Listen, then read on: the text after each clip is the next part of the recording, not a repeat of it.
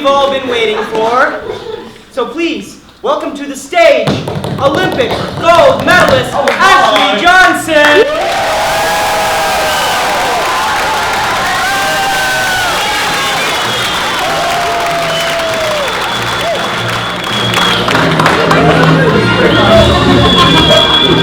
So, okay, first of all, congratulations on winning gold.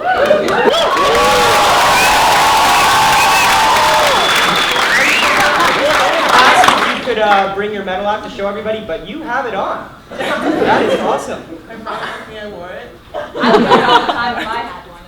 Do you ever like dance from the back of the mirror with it on? I mean, it's really heavy, so it cracks things. So. Okay, so first of all, I've actually always wondered what it's like to live in the Olympic Village, as weird as that sounds. Like, I picture like a bunch of like very small huts that can fit maximum 10 people, just kind of in a circle, a very small village. Is that at all accurate? I mean, it's like a small village, but it's more like 20 skyscrapers. Skyscrapers? It's not that big, but it's like really tall building. It's really cool. Whoa, okay. Yeah. That's awesome. And wait, so where does each country live? So it's by country, and like the U.S. has a tower, Australia has a tower, China has a tower, and the smaller countries share. Whoa, and that, so did you actually get to interact with a lot of other Olympians? Did you make any friends while you were there? I made a lot of friends. But no, like the biggest places of interaction were like the opening ceremonies and the closing ceremonies in the dining hall. Uh-huh. And yeah. Dining hall? Yeah. They don't have eating clubs? Now wait, I've read some weird stuff online that I'm not sure whether to believe or not, that the Olympic Village actually has like a really, really prominent hookup culture. Is that true at all? No, I think Tinder was really a big thing at the Olympics. I didn't take part, but I heard Tinder was big. So you didn't like meet anyone special or anything like that? No. But if I'm not incorrect, people made approaches toward you, right? Or am I wrong? Yeah, so what they don't warn you about at the Olympics is like marriage proposals. One that like really stood out to me was this wrestler from Kazakhstan. He wrestled Greco-Roman, which is like one person starts on their hands and knees and the other person like approaches them. Are we still talking about wrestling?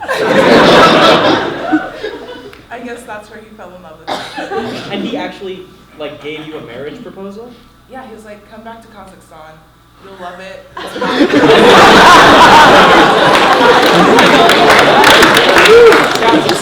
So as soon as you finish this school year, you're flying there right away? Yeah, I told him I had to finish school first. Now, I watched a video about your team, and your teammates said that you, on the entire team, are the most frequently late to practice. Is that true at all? I have never been late. So they were just totally selling you out. It was so crazy. Like, everyone just turned on me in that moment. And I was Planning on getting revenge on them? I mean, I have a few interviews coming up, so I'm about to... You should have not shown up for the final match. So you recently actually got to go to the White House and meet Obama. Is he as cool in person as he is on Between Two Ferns?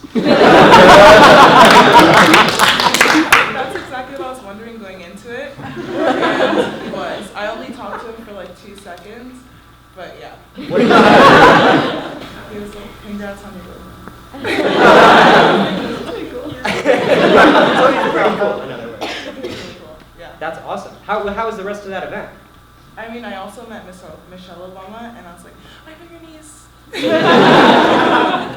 But the rest of the event was really cool. We met our dogs too. So yeah. So, I mean, I know it's probably a little bit too early to tell necessarily, but do you know what your plans for next year are? I mean, are you going to start training for the 2020 Olympics or what? I'm not going to start training immediately. I'm definitely going to take like time to myself, but yeah. If I do decide to pursue water polo further, then I'm going to play abroad in Europe for a couple years and then move back out to California. You are a traitor. For which country? I don't know yet. Maybe Italy, maybe Kazakhstan. That European country? Got it.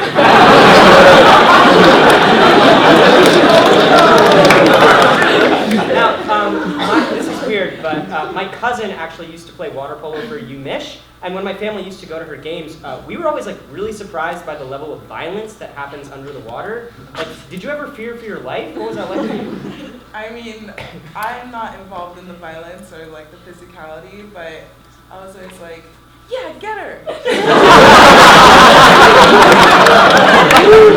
So how does that work? It's not like in other sports where if you hit somebody, you're like out for the rest of the game? If you hit somebody above the water, you're out. But kicking and pulling and scratching happens underwater, so the refs can't see it. It's like 90% of your body is below the water. So basically, if you do a headshot, you're out. But anything else is fair game? Yes. Wow. But you've never been like injured? No, I've never been. Why are people like fearful of you? No, the refs kind of protect the goalies. Oh. Because we don't do anything, so we should get hurt. But You don't do anything?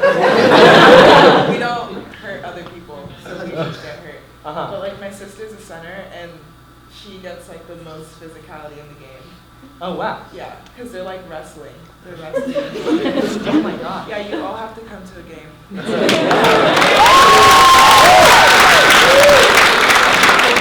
Unless I'm incorrect, you and your sister are both playing on the Princeton team at the moment, right? Yeah. What's it like playing with your sister now? I mean, it's really, really fun. Everyone who watches us is like, why are you yelling at your sister the whole game? I'm just constantly like, Chelsea, drop! Chelsea, shoot! That's yours! Like, I just yell at her the whole game. It's kind of embarrassing, but I'm not going to stop. Okay. That is totally fair. Well, we all know what an incredible Olympic water polo player you are, but we thought it would be fun to see how well you do at All-Nighters Princeton Olympics. So, you and Abby are now going to compete in a triathlon of Princeton-themed Olympic events that I will referee. Oh, I'm ready for it. Sure.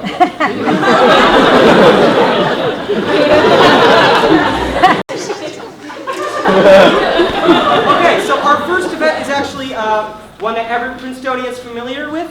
It's speed walking to class because you're late, but if you ran, you would look like an idiot. So for this event, you and Abby will have to walk across the stage as fast as you can while balancing a book on your head. That's how I always walk to class. I'll take the bigger one. That's fair. And our showrunner, Sophie, will act as the finishing line. So all you have to do is make it to Sophie without the book falling off your head, and if you do that, you'll be the winner of this round. You think you can do that? Yeah. Ready, set, go.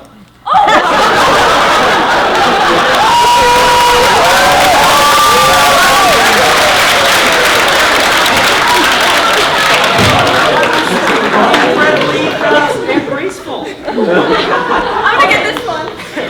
Our second event is called My Thesis is Garbage. So, for this event, you and Abby will each have 3 sheets of paper, each of which has the title of a thesis written on it.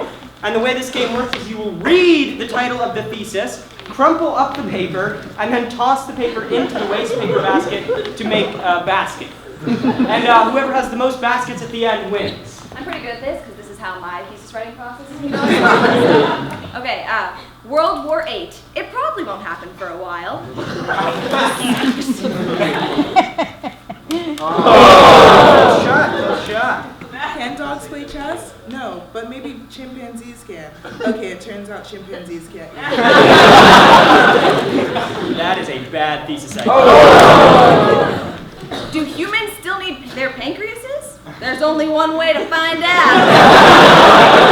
That's terrible.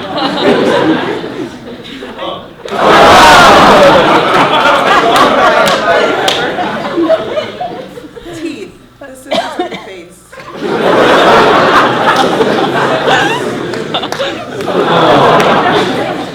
Alright. I don't know.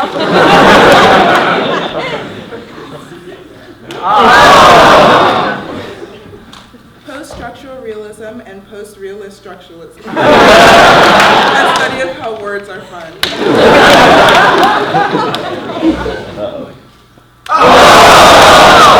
Okay, so there was no winner for that round, so Ashleigh is still in the lead. And that brings us to our final event, which is smuggling out fruit from the Wilcox dining hall.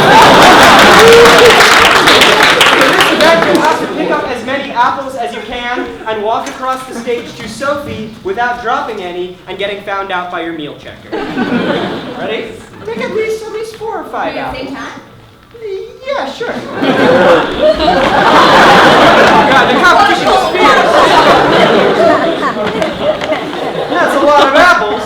What about them apples? Wait, and then I walk.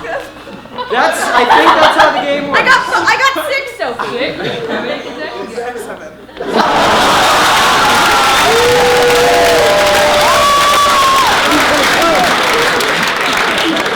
We put those apples there for the after party. Well, guys, I think it's safe to say that Ashleigh won 2 out of 3 rounds, so you win the Princeton Olympics. Take your place on the podium, and we're going to give you. We're actually going to give you the all-nighter gold medal. It's just as good. The thing about this gold medal is that you actually can't have 2 gold medals at once, so you're going to have to pick which one you're going to renounce. I can hold on to the other one for you. Yeah, you can hold this. Ashley Johnson!